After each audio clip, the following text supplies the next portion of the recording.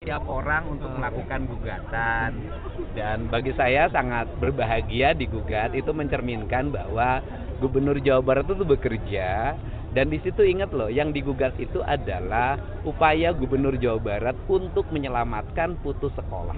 Dan yang kita selamatkan hari ini adalah 47.000 orang yang bisa bersekolah di sekolah pemerintah free.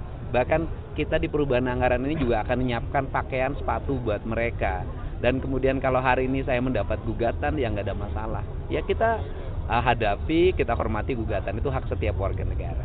Tetapi kemudian juga harus diingat bahwa kita harus bisa baca data. Tren penerimaan siswa baru di sekolah swasta itu mengalami penurunan dalam 3-4 tahun terakhir. Itu yang pertama.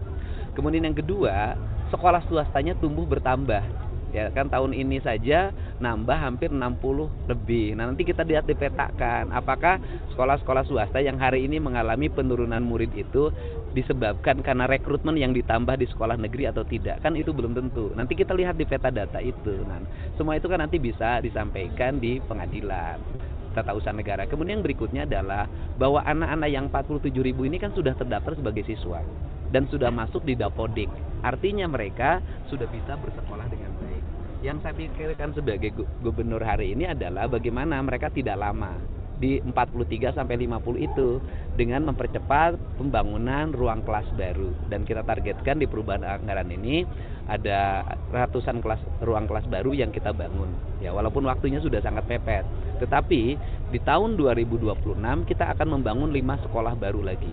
Dan di mana fokus perhatian kita itu di Kota Bekasi, Kabupaten Bekasi, Kabupaten Bogor, Kota Bogor, kemudian Kota Bandung dan Kabupaten Bandung.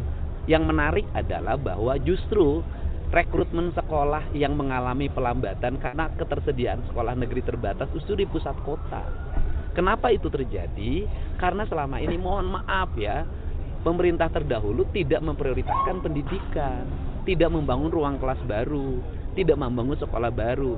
Di tahun 2020 itu di data yang ada tidak satu pun sekolah yang dibangun oleh pemerintah provinsi.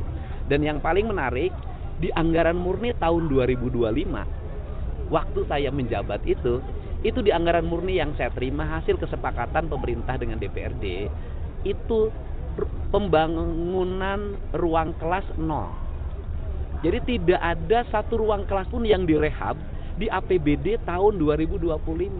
Terjadi perubahan menjadi 350 miliar anggarannya saya masukkan setelah saya buat pergeseran. Jadi yang terjadi hari ini adalah perubahan APBD berdasarkan realokasi